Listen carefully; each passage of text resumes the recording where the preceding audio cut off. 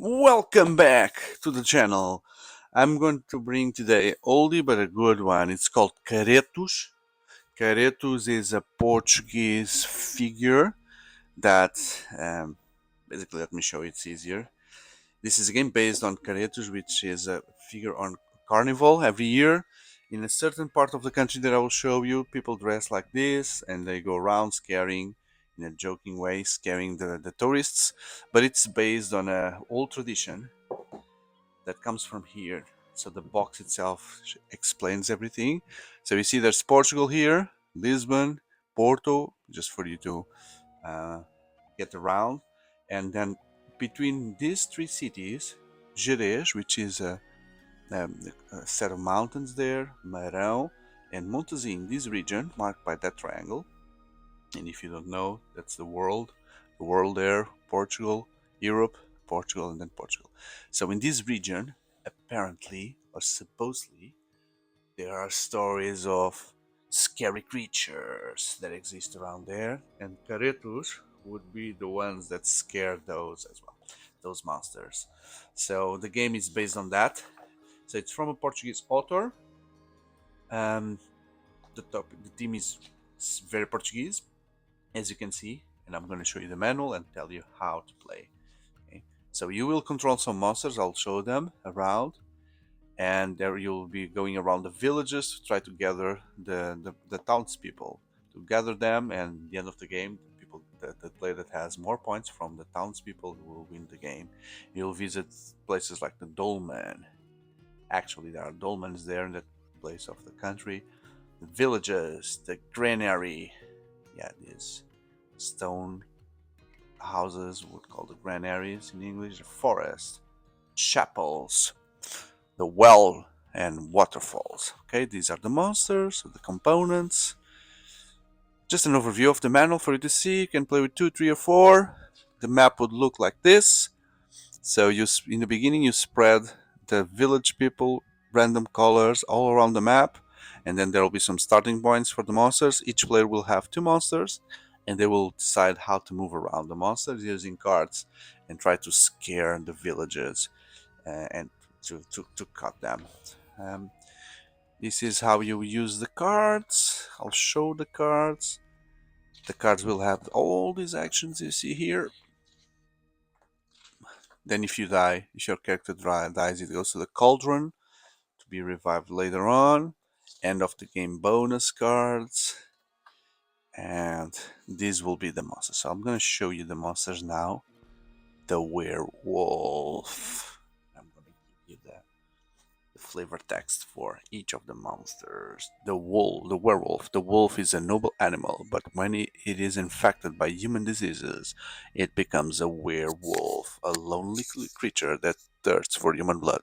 So here is the opposite, right? The werewolves normally is when a man is infected by lycanthropy, something that comes from the wolves, and he becomes a werewolf. So according to the Portuguese history, it's the wolf itself that becomes infected with COVID and becomes the werewolf. Then we have the enchanted Moira. Sorry, the zoom here is killing me.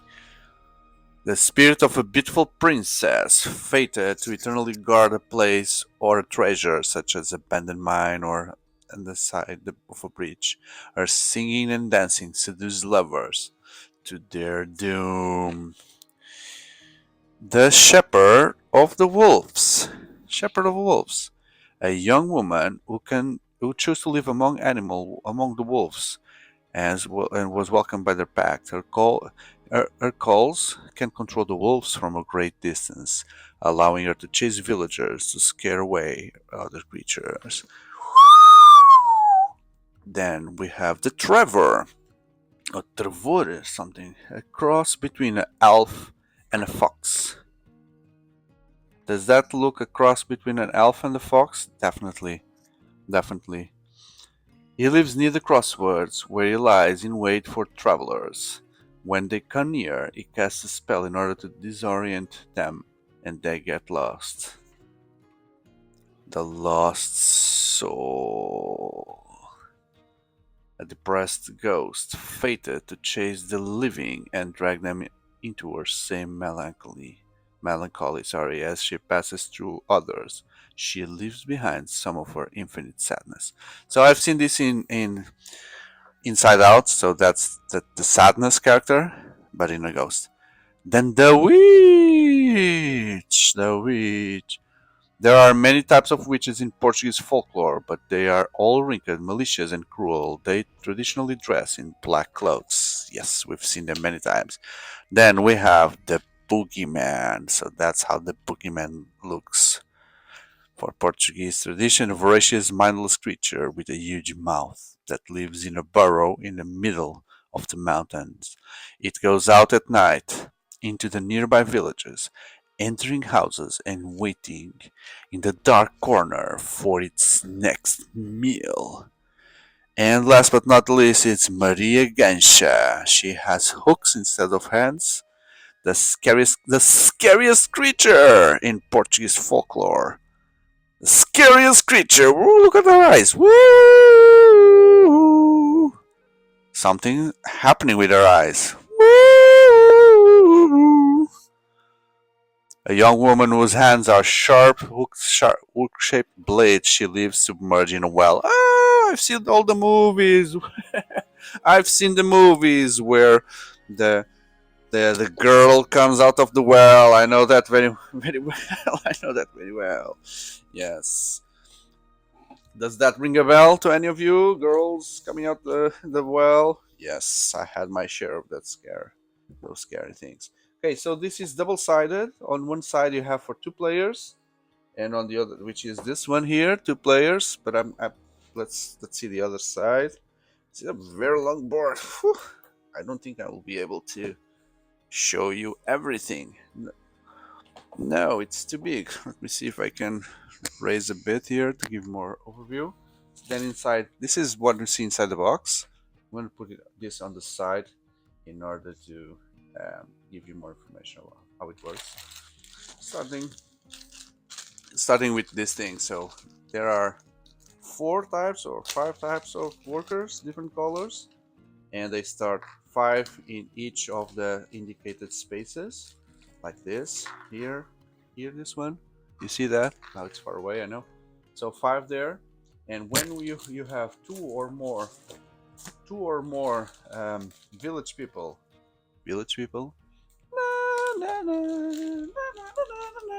young man. Okay, they also get the fire in order to heat themselves. So the fire is something that you with your monster would take, and the monsters use that. So the monsters come in these nice acrylic figures, transparent. I like them, even the Caretos as well. So you have these standees that come in the game, and you do something like this. Yep. And then the monster walks around. So when you're moving your monster, I'll show you how to move your monster. When you're moving the monster, you can just enter here, and if you do that, that's called a scaring. And then you decide an order, and clockwise they will move one place. So in this case, they could do something like this, and this third one would need to go here, right? Something like that.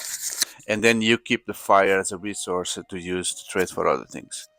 Okay, so that's what happens. And then if you command the Caretos as well, if you send the Caretos here, this will also scare, and you choose the order where you want to send the workers. So imagine that you were here, you were controlling Caretos with your cards, you move a Caretos here, this guy you can send it in your direction, and then the ghost just captures, the ghost just captures one village. Every villager in the end of the game is worth 1 point. So that's how you get them. Or you can just walk, move, and haha, you're mine. You can do like 1, 2, 3, 4, and you just knack, knack, knack, like Pac-Man style. You eat these workers and you put them on your cards. Speaking about the cards, let me show you how this works. So every monster comes with their their board, or their whatever, where you can see the image again, and you can see the powers. So you have the red power, the yellow power, and the blue power, blue-green power. And the colors exist because you will have 3 of these cards all the time in your hand. See, some of them are green, some of them are yellow, some of them are red, and that's how you activate those powers. So if you decide to use this card, you activate the power above, which is moving 6, the map, and you can teleport yourself between wells. So let me see if we can find wells here. There's a well there, and there's a well there, right? So you could be like 1, 2, 3, and that's how you move faster across the map. But then if you use yellow, in this case you would do a special power, which is scaring villagers and then move. And if you would green, you move Caretos. So this is the symbol for, whoops, where are they? For Caretos. These guys here, you can move them. You can move one and the other because you have 2 Caretos. The game has, oh, there it is, has 2. So you can move those separately. Why do you need to move Caretos? If these are like the bad guys or the good guys, they can work in your favor because they can scare villagers. They can go scare, and they can go into your direction. But at the same time, if you're another player is somewhere and you can move a Caretos there, Caretos catches the monster, and the monster goes into the cauldron. So this is like waiting there. Um, Waiting for the next monster to be caught by the Caretos. When the next monster is caught, could be yours as well. The next monster goes to the cauldron, and the previous one goes back into the board in certain starting locations. Okay, you can also pay the forest, not the fire. I think I lost the fire, but yeah, there it is. You can pay 3 of these to get your monster out anyway. But the monsters are always going to the cauldron, so you don't need to pay. It's just better that if you wait a little bit, and you'll get out very fast. So that's how the game works. You play your card, and then that's the next player, until the deck runs out of cards, or there are no more villagers in the village to be caught. Okay? Meanwhile, throughout the game, these blue cards, you can buy them by spending 1 forest. That's why you need this forest. It's the best way for you to use this, which is you buy these cards that will give you extra points. So if you scare 2 or more white villagers at the same time, you get immediately these 2 points. If you scare someone in the house or whatever this is, you get points. If you scare in the village, you get points. If you scare two yellows, or there are some cards which are slightly different, which is if you scare someone adjacent to a Caretos location, you get these 2 points. So there's some variation here, but you should have lots of them in order to convert your fireplace into these things. And then in the beginning of the game, every player gets 2 of these and chooses 1. And then these are like things like in the end of the game, for each pair of the same color, you get 3 points. For each yellow, you get 2 points. For each set of all colors, you get 5, etc., etc., etc. So it's a way for you to know which colors you should go after. It's quite difficult to get this because the village people will move around almost randomly, so they could move not in your favor. Okay. So basically that's it, right?